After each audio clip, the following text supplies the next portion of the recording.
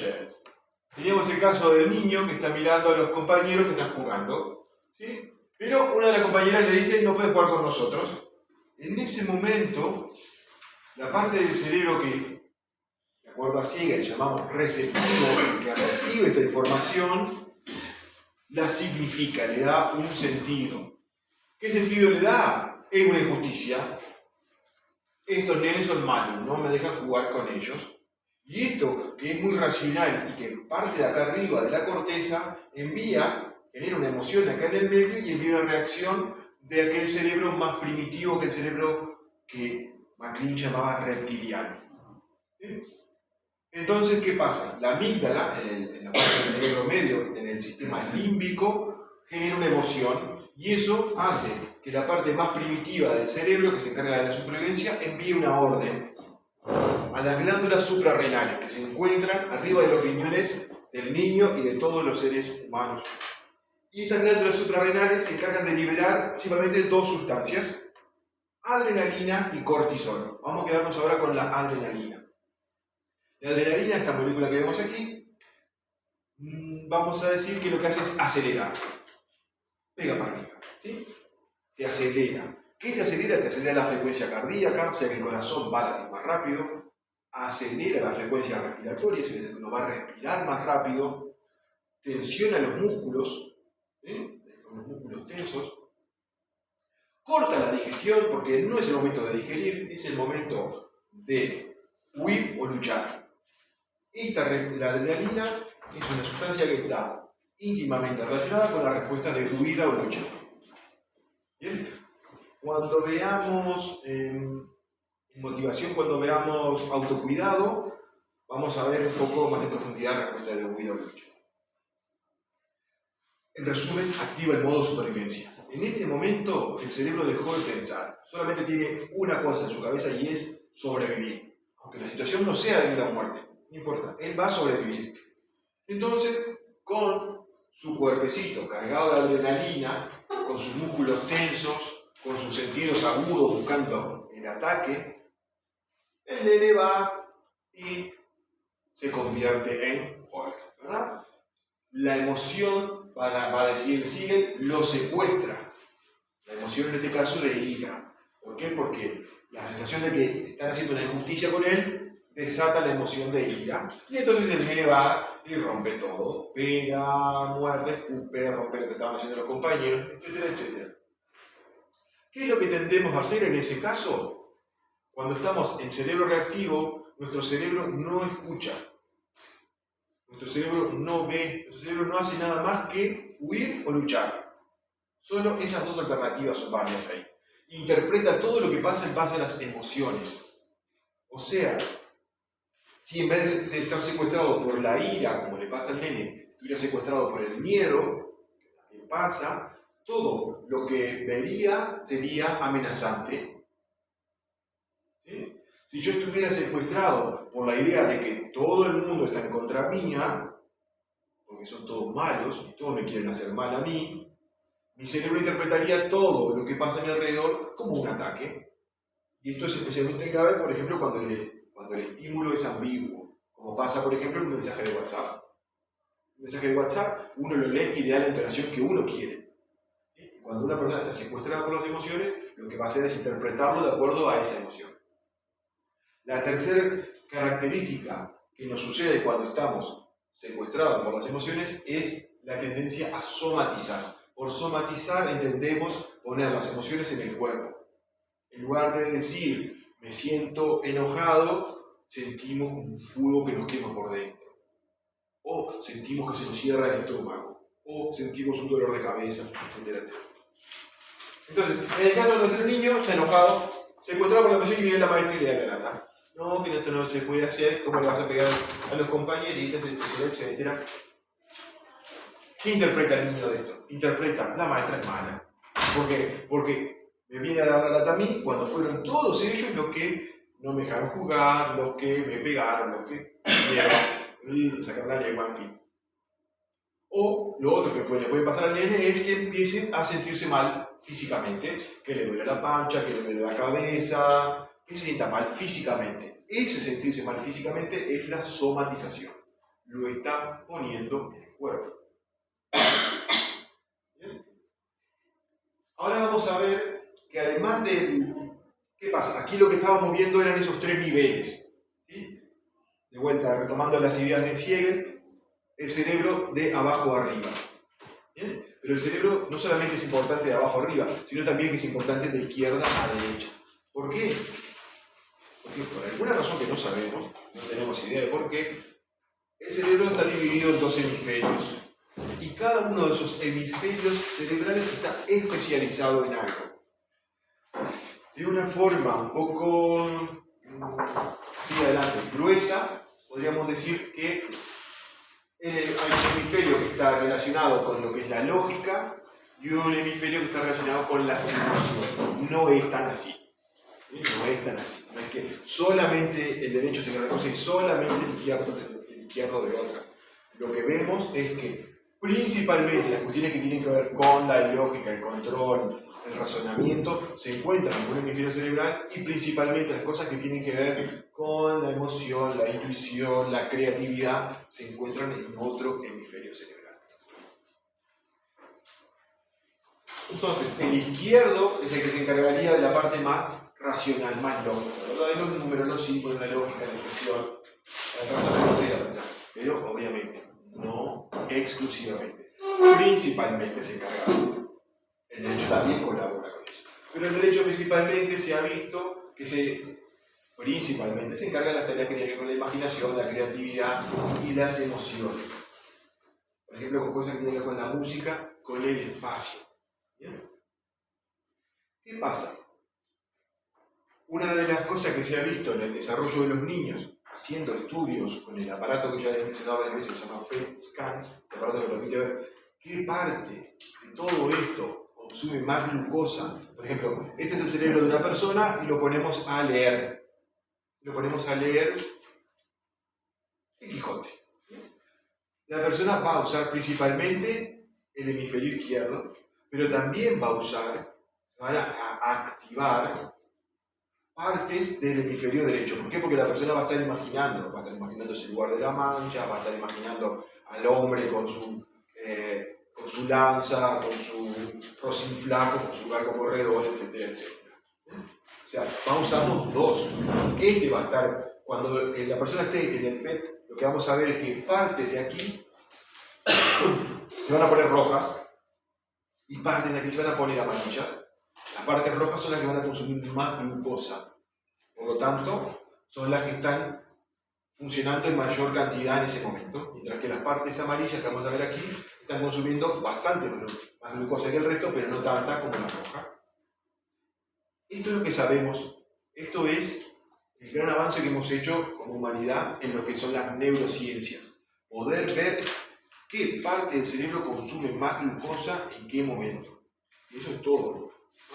Eso es gracias a la PET scan. Exacto. A un aparato que se llama tomografía por emisión de positrones. Los positrones son electrones positivos, o sea, son antimateria. Lo que hacemos es a la persona le chutamos un reactivo que tiene una solución de glucosa con un átomo de cesio serio. Vamos a poner que es el cesio 125, no me acuerdo siempre. El cesio 125, como todos los elementos radioactivos, cada tanto tiempo se parte a la mitad. Se llama la vida media de los elementos radioactivos. Pasa con todos los elementos radioactivos. En este momento desde el suelo está saliendo radioactividad. Muy poquita, pero está saliendo. De elementos que se están descomponiendo. ¿Qué pasa? Ese líquido con glucosa, la persona la toma, se le inyecta, y el primer lugar que va la glucosa siempre es al cerebro.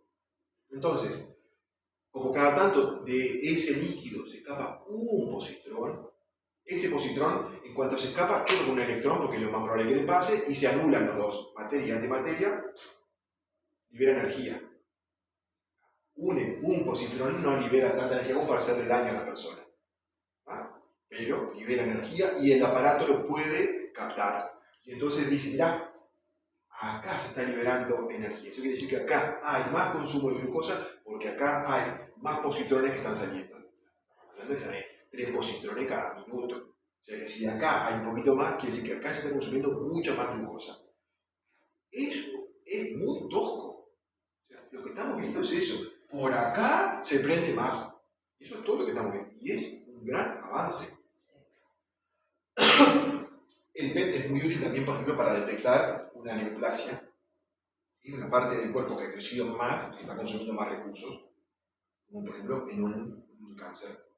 Muy útil en ese sentido. Pero en neurociencia ha dado esta herramienta. Ponemos a una persona y le mostramos una foto de su madre. El tipo se emociona. Sabemos que la emoción está acá adentro, en una cosita que es así que se llama la amígdala. Lo hacemos enojarse, lo hacemos ver. Bueno, un clásico que le haya robado al Madrid al Barça. Elegimos uno de tantos, y el tipo se enoja porque es hincha del Barça, ¿no? Se enoja. Entonces se enoja y vemos que se le activa una parte. Sabemos que ahí es la parte del cerebro que se encarga o que está más relacionada con la rabia. Y el tipo nos dice, estoy enojado, me acuerdo de esto. ¿Ah? Y eso es todo lo que sabemos. Y es un gigantesco avance. ¿Por qué? Por lo que les comenté la otra vez. Antes, para saber algo de esto, teníamos que esperar que la persona se muriera, abrirle el cerebro y ver si justo la partecita que le había quedado sin sangre era la que se encargaba de tal cosa. No lo podemos ver en una persona viva. O sea, es un gran avance. Es un avance muy, muy importante. Y al mismo tiempo les digo, no vemos nada. Vemos que hay una mancha borrosa ahí de lo que está pasando en el cerebro. Bien. Entonces vemos eso. Cuando una persona, por ejemplo, lee, se activa principalmente este, pero también este. O sea que no es uno o el otro. Siempre va a ser los dos, siempre va a ser el encuentro de los dos. Y el encuentro en este caso es físico, porque si bien cada hemisferio está separado, están unidos por un puente. El puente se llama el cuerpo calloso. ¿Y qué pasa? Va madurando ese cuerpo calloso. ¿Sí? Es un puente que une los dos. Un puente hecho con haces de nervios que van de un lado para el otro, del izquierdo para el derecho, del derecho para el izquierdo. Así como hay haces que van de arriba para abajo y de abajo para arriba, por eso, si yo pienso en algo, tengo una emoción y me puede tener una descarga de adrenalina en mi cuerpo, solo por pensar en algo, como habíamos visto, lo mismo ayer, ¿no? El ataque de ansiedad. Con una idea en mi cabeza puede tener toda una reacción en mi cuerpo, porque hay haces de nervio que conectan la frente mía, el lóbulo prefrontal mío, con la amígdala mía, con los ganglios basales, para que llegue una señal hasta mis riñones, libere adrenalina y todo esa horrible cascada de eventos que vimos ayer.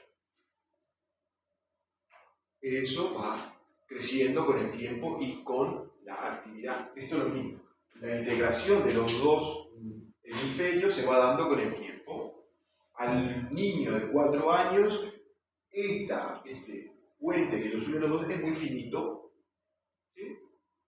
La explicación tosca es muy finito. Entonces, ¿qué pasa? La emoción lo desborda. Cuando la emoción que viene de abajo sube hasta la corteza cerebral, esta parte no la puede controlar y la emoción lo desborda. Por eso los niños hasta los 4 o 5 años es normal y esperable que tengan, ¿cómo es que se dicen aquí? Rabietas. ¿Sí? Pataletas, rabietas. ¿Sí? Es normal. ¿Por qué? Porque todavía no tienen desarrollado ese puente que une los dos y que les va a permitir tener un poco más de capacidad de controlar. ¿Sí? Que sea algo evolutivo, o sea, algo esperable en la evolución del niño, no quiere decir que no hagamos nada. Aunque el niño todavía no tenga las herramientas para poder controlarse totalmente, nosotros tenemos que poner esa semilla. Tenemos que ir trabajando ya en ese sentido. Decirle al niño que hay formas de calmarse. ¿Se acuerdan que esto ya lo vimos ayer? ¿Bien? Eso tarda en desarrollarse. Si nosotros lo estimulamos, se va a desarrollar más rápido y mejor. Si cada vez que el niño se enoja, yo me enojo con él, le grito, cuando él me grita, yo le grito. El otro día, justamente el domingo, iba con mi hijo al supermercado y pasamos por un café y había una madre con una niña chiquita y la madre le dice, no, mamá, no sé qué, y la nena dice, ñe. Y la madre se levanta para darle un tate quieto a la nena. Y yo sé que le hago lo que yo iba a hacer si hubiera sido Superman, me la rota y le he dicho, señora, eso no, porque usted le está enseñando a la niña que cuando alguien se pone enojado hay que ponerse más enojado. Tiene que hacer justamente lo opuesto a esto, señora. Pero era domingo yo voy a trabajar. Pero bueno, si uno se enoja, cuando el niño se enoja, el niño aprende, está bien enojarse, es la respuesta lógica de enojarse. Todo nos enojamos, no pasa nada, podemos enojar. Lo importante es después poder decírselo al hijo de uno, al niño con el que uno trabaja, lo que sea. Mira, estoy enojado, me enojé, dame un minuto que me voy a calmar. Nosotros tenemos que trabajar como un espejo. ¿Sí? Tenemos que oficiar como una imagen que el otro pueda ver ahí y sentirse representado. Ya, mi papá, mi mamá son las caras más caras del mundo. Ellos se enojan también, pero se saben calmar. Aunque se enojen, respiran, hacen lo que sea y vuelven a recuperar el control.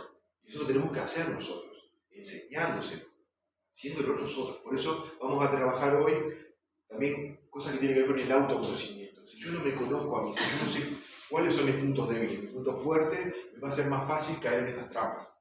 Dejarme secuestrar también por la emoción. Pero les quería mostrar qué pasa cuando esos dos hemisferios no están integrados. En el caso de un niño, ya lo vimos, pero ahora les voy a mostrar lo que pasa con los adultos.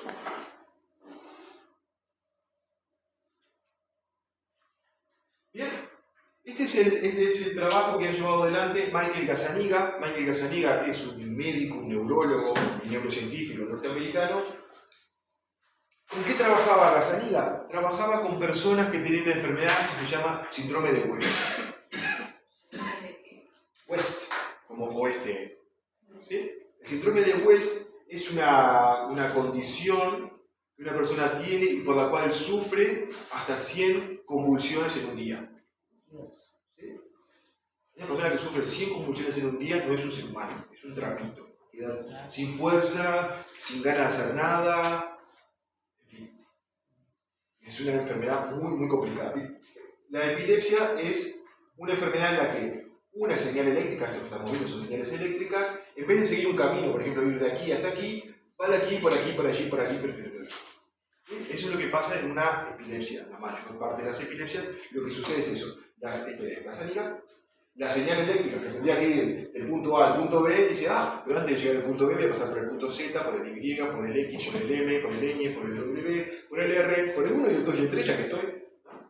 Y cuando llega, ¿qué pasa? Lo que tendría que haber sido la señal eléctrica para que se mueva el brazo, hizo que se moviera este brazo, esta pierna, este ojo, que es lo que vemos en la crisis del gran mal.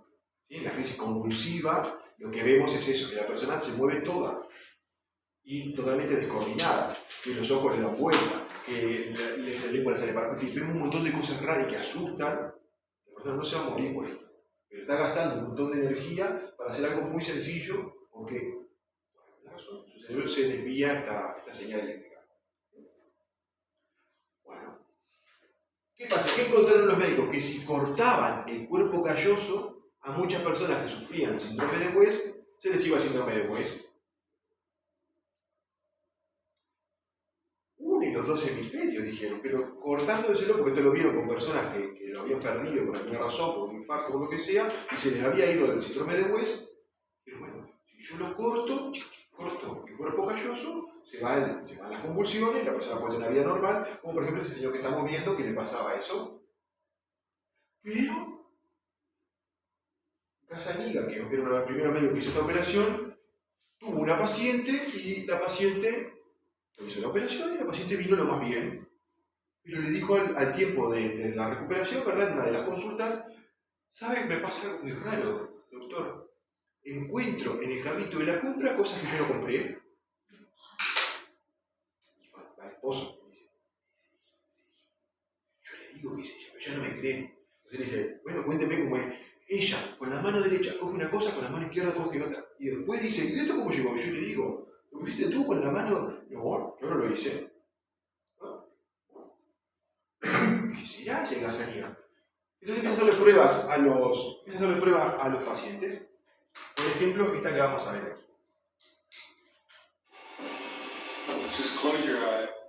¿Bien? Es lo que le dice el paciente, cierra tus ojos y dibuja lo que ves. ¿Sí? Usando un ordenador de los años 90, él tiene que mirar un punto fijo en el centro del ordenador y le aparecen al mismo tiempo dos imágenes. Una viene a la derecha, una viene a la izquierda. Y él le dice, una vez que las vio, cierra tus ojos y dibuja lo que ves.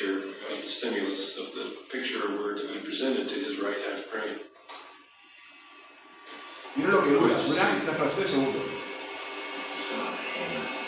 ¿Qué viste? A hammer. Just close your eyes and draw with your left hand. Cierra los ojos y con la mano izquierda dibuja lo que There you viste. go.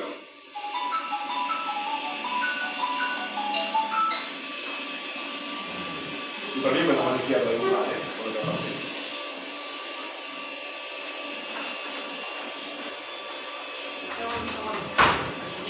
What's that? ¿Qué es eso? Saw. ¿So? ¿La sierra? What did you see? ¿Y qué viste? A hammer. What did you draw that for? ¿Por qué dibujaste eso? No sé. What we have with Joe is just a dramatic. Lo que le pasa a Joe, a este buen señor, es que cada hemisferio de su cerebro está funcionando de manera independiente. ¿Sí? El ojo de este lado ve una imagen, el ojo de este lado ve otra imagen. Cuando tiene que hablar, el habla está de un lado. ¿Verdad? De este lado está el habla. Entonces, ¿qué pasa? El ojo de este lado corresponde a este hemisferio cerebral, no sabemos por qué, pero es así, se llama decruzación, están cruzados. Entonces, el ojo de este lado, la información de ese ojo viene para acá, y de este lado él vio el martillo. Cuando le pregunta, ¿qué viste? Un martillo, pero este ojo de acá vio un serrucho, una sierra de serrucho. Pero este lado no puede hablar, porque este lado no tiene el área de producción del habla. ¿Se acuerdan que la habíamos visto ayer, que es del área de Broca? Que está de este lado. Entonces, este lado no puede hablar. Y cuando le pregunten, ¿por qué dibujaste? No sé. Pero este lado, que controla el lado izquierdo del cuerpo de nuestro amigo, si le dice, cerró los ojos, dibuja con la mano izquierda. ¿Vieron cómo dibujó con la mano izquierda? Un hombre que no es diestro, que no es zurdo. Porque este lado controló tranquilamente, eso es lo que él quería. Este lado escuchó bien, porque sí tiene una parte para recibir las órdenes, pero no tiene una parte para generar las palabras. Entonces, entendió lo que le dijeron, lo hizo, pero después cuando le preguntan, no sé, y lo vieron, el hombre no sabe por qué. Y el hombre mismo queda asombrado. A la mujer le pasaba lo mismo. Una mano cogía lo que tenía que comer porque era sano, y la otra mano cogía patatas, porque era lo que ella quería. Una parte era racional, ¿sí? La mano derecha de ella, racional, controlada por ese lado izquierdo, decía no. Vamos a comprar verdurita, un brócoli, ¿verdad? Todo sano. Y esta parte decía, no, vamos a comer algo rico, no seas mala, vamos a comer unas patatitas, unas olivitas rellenas, no sé qué. Y los dos lados del cerebro no se comunicaban. Entonces, es como si adentro nuestro hubieran dos y no uno. Y la unicidad que vemos nosotros de nosotros mismos se debe a que solamente una parte puede hablar. Si tuviéramos área de Broca en los dos lados, la cosa se pondría muy, muy complicada. Pero esto nos pasa a todos. Discutiríamos solos. Sí. Algunos ya lo hacen, ¿verdad? Sin área de Broca, algunos ya lo hacen. Pero esto nos pasa a todos. En este mismo momento hay una parte del cerebro de ustedes que dice, vamos a quedarnos acá, vamos a atender, o no sé qué. Otra parte del cerebro de ustedes que dice, acá, trabajo todo el día y todavía me vengo a meter acá en un lugar oscuro para que un tipo venga a hablar de no sé qué, de la antimateria y los protones y no sé qué. Esto nos pasa a todos. Como les decía, el caso que vimos de Gazzaniga, un caso muy famoso, para nosotros en medicina muy famoso, es un caso extremo. Pero en los niños se da algo similar. Los niños no lo tienen cortado, sino que lo tienen muy finito y se van engrosando a medida que pasa el tiempo. Entonces, mientras más tiempo pasa, naturalmente en el desarrollo del niño, más crece ese cuerpo calloso. Eso es lo que hace, ¿se acuerdan que ayer hablamos del crecimiento y maduración del cerebro? Y que las mujeres le llevan casi 5 años de ventaja a los varones. Cuando ese cuerpo calloso terminó de crecer, terminó de mimetizarse, todos esos haces lineales que van de un lado para el otro, la capacidad de controlar las emociones alcanzó el máximo. Pueden practicar y mantenerla, pero ya, ahí ya es el máximo. Por eso les decía, en el caso de las mujeres, alcanza cerca de los 15, en el caso de los varones, alcanza cerca de los 20. Entonces, para una mujer de 15 años, de 16 años, va a ser mucho más fácil conectar su lado emocional y ponerlo en palabras que para un adolescente de 15 años. Para una chica de 17 va a ser más fácil inhibir la tendencia al acto, al pasaje al acto, de por ejemplo, ¿sabes qué voy a hacer? Voy a caminar por la cornisa para que todo el mundo vea lo crack que soy. ¿Ah? Y una chica, si se le cruza esa idea, una parte de su cerebro, acá adelante, así, no lo hagas, no es buena idea, con la adelante, hay más chance de que te caigas aquí, no. Mientras que para un chaval de 15 años, capaz que después le dice, sí, vamos a hacer lo que estamos esperando. Esta es una caricaturización del proceso biológico, no siempre es así, hay hombres que maduran más y mujeres que maduran menos, y esto es una generalidad, ¿verdad? Entonces nosotros para poder pensar esto, un niño de 5 años le va a costar mucho, que le cueste mucho, es principalmente un conocimiento valioso para mí, para ustedes, porque yo no quiero que ustedes se frustren. Ustedes pueden decir, profe, mi hijo, aunque hace años que vengo haciendo lo que me dijo Martincito, de hablarle y conectar con la emoción y redirigirlo y tal, igual sigue teniendo berrinche. Sí, lo va a seguir teniendo. Lo va a seguir teniendo hasta que termine de madurar esto. Después de un momento se le va a ir. Bueno, lo que estamos haciendo nosotros es acelerar este proceso. Es apuntar, y esto es lo que hay que hacer, apuntamos para ahí y le damos en esa dirección. ¿Sí? Lo que tenemos que intentar hacer es... ¿Dudas? ¿Preguntas? ¿Inquietudes? ¿Sugerencias? ¿Cuestiones? ¿No? Estaba dibujando con la zurda y con la derecha tenía que dibujar el martillo. Vale, entonces ve con el derecho. El ojo derecho está conectado... La sierra, pero lo dibuja con la izquierda. Exacto, porque el ojo derecho cruza por aquí. Y es la esta parte motora... Lo mismo, se cruza después. Ahora me he liado. Bueno, si él estaba escribiendo con la izquierda, lo estaba viendo con el derecho. Vale. Martín, una pregunta. ¿Hacen este tipo de escribe con la izquierda? Supongo que a un diestro y a un zurdo le harán al revés, ¿o no? No. Como los hemisferios están cortados, vale, las personas callan. Se llama yo haría algo que no sé. No, esto se llama callosectomía, es cortar el cuerpo calloso. Ya. Las personas callosotomizadas pueden escribir con las dos manos. Vale. Y escriben a veces, escriben cosas. Los zurdos desarrollan esa habilidad muy fácil. Mi hijo escribe con las dos manos. Bien, sí. Una pregunta. Si estás hablando de niños que están formándose, si hablamos de una persona adulta, 50, 60 años, sigue teniendo esos ataques de ira, cólera, ¿puede ser que tenga un problema en la formación que hay eso? Sí, exactamente. Por ejemplo, hay un caso muy famoso, a ustedes no se los conté, a algunos sí, que es el caso de Phineas Gage. Phineas Gage era un señor, estamos en Estados Unidos, estamos en el año 1860 y poco después de la Guerra de Secesión Americana, y este señor tenía 25 años y era capataz de una cuadrilla. Con 25 años ya era capataz de la cuadrilla porque era un señor recto, estaba casado, iba todos los domingos a misa, no decía grosería, en fin, caballero perfecto.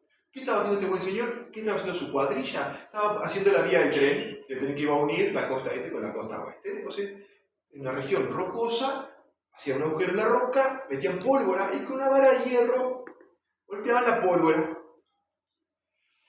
No es la cosa más segura que uno puede hacer, porque en uno de esos golpes saltó una chispa, la pólvora explotó antes de tiempo, la vara de hierro salió despedida, entró por acá, salió por acá, cayó 2 metros atrás, Phineas Gage cayó de espaldas y sus compañeros dijeron, ¿se remurió?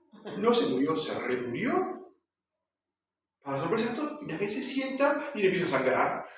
Le tapan la herida, 1860, no había antibióticos, no había nada, no había analgésico. Lo llevan al médico, le tapan las heridas y el tipo no se muere. Solo pierde el ojo de ese lado, pero mantiene el habla, mantiene la coordinación motora, se recupera y en un par de semanas está trabajando de vuelta. Pero algo había cambiado. Empezó a ser más irritable, se empezó a pelear con los compañeros de trabajo, le empezó a pegar a la esposa. Empezó a tomar, que antes no tomaba, empezó a ir a los bares, a meterse en pelea en los bares, lo echaron del trabajo, la esposa se le fue, el tipo termina muriendo en una pelea en un bar. cuando el tipo muere en la pelea del bar, el médico que lo había atendido en la primera instancia, que lo estaba siguiendo porque el médico había visto esto, que el tipo había cambiado su personalidad, compra el cadáver, This is America, compra el cadáver y lo vivisecciona. Lo disecciona porque ya estaba muerto, viviseccionar no podía, ya estaba muerto. Y ahí ve que al hombre lo único que le faltaba del cerebro era un pedacito acá del lóbulo prefrontal. ¿Sí? Y él pone, es el primer médico que pone la teoría de que este pedacito del cerebro es el que tiene la parte, el médico norteamericano, ¿verdad? Son muy puritanos, la parte moral, le llamó él. ¿Sí? La parte moral, y fue el primero que le dijo, la parte de la moral del ser humano tiene un lugar en el cerebro y está acá en el lóbulo prefrontal. Lo que vimos después con otras personas es que, por ejemplo, con los abuelos, cuando tienen por ejemplo, un infarto en esta zona de aquí, quedan frontalizados. ¿Sí? Dicen que están frontalizados. Cuando un abuelo o abuela está frontalizada, cambia su personalidad. Se ponen agresivos, se ponen lascivos, se ponen violentos, ¿sí? Insultan, golpean, tocan. En fin, hacen un montón de cosas que antes no hacían. ¿Por qué? Porque esta zona se quedó sin sangre y se murió. Tuvo un infarto cerebral aquí y se murió. Entonces, sabemos por estas cosas que en esta parte de adelante, en el lóbulo prefrontal, está la zona del cerebro que se encarga de inhibir conductas. Por ejemplo, yo me puedo enojar, como les comentaba ayer, me enojo viendo un partido de fútbol, lo agarro y le tiro la tele por la ventana. ¿Por qué? Porque esta parte se activa y dice, ¿verdad que no? O esto, te puede decir un compañero del instituto, dale, salí por la ventana y entra por la otra. Y esta parte es la que te va a decir, mejor no hacerlo. Es lo que a veces le falla a los que hacen balcónico. No se les inhibe. Y por ejemplo, ¿por qué no se le inhibe esta parte a un inglés cuando hace balcónico? Por el alcohol. ¿Sí? El alcohol, lo que hace, la forma en la que el alcohol funciona en el cerebro es apagando cosas. Como si fuera apagando. ¿Y qué es lo que apaga? Lo primero que apaga es el lóbulo prefrontal. Por eso cuando uno toma alcohol, lo primero que siente es como desinhibición, ¿verdad? Yo puedo cantar. Le canta un tanguito, le canta un tango, escuche. Le canta un tango. Normalmente, esta parte diría, no, Martín, no lo hagas, no entonar, no tener ritmo, no es para ti. Contar si querés la historia del tango, pero no se lo cantes, ¿sí? Pero como yo tomé alcohol, esta parte se apagó. Y ahí va, el mundo fue y será una porquería, ya lo sé. Me voy a cantar. ¿Qué pasa? Sigo tomando alcohol, porque el alcohol tiene dos vías de entrada. Una es una arteria que está debajo de la lengua y otra es el estómago. Entonces, ¿qué pasa? El primer trago que uno toma de alcohol pega casi enseguida. Unos pocos minutos ya está haciendo efecto, porque es el poquito de alcohol que entró por la sublingual. A la hora, el alcohol que yo me tomé, llegó al estómago, empieza a pegar todo ese otro alcohol que tomé. Imagínense, si ese poquito que tomé ya me hizo un efecto así, cuando entra a pegar todo lo demás, y normalmente los que somos de no tomar una copa, ¿verdad? Porque tomar mucho, no tomar mucho, y ahí entra a pegar todo. Y ahí es cuando empiezan a apagarse otras zonas del cerebro, como por ejemplo la zona que coordina el movimiento fino, como por ejemplo de las manos, uno queda medio torpe, o de la lengua, se te traba la lengua, se te lengua la traba, y se va apagando otra cosa más y otra cosa más, hasta que se apaga ¿te acuerdas que en el oído estaba, si era antes,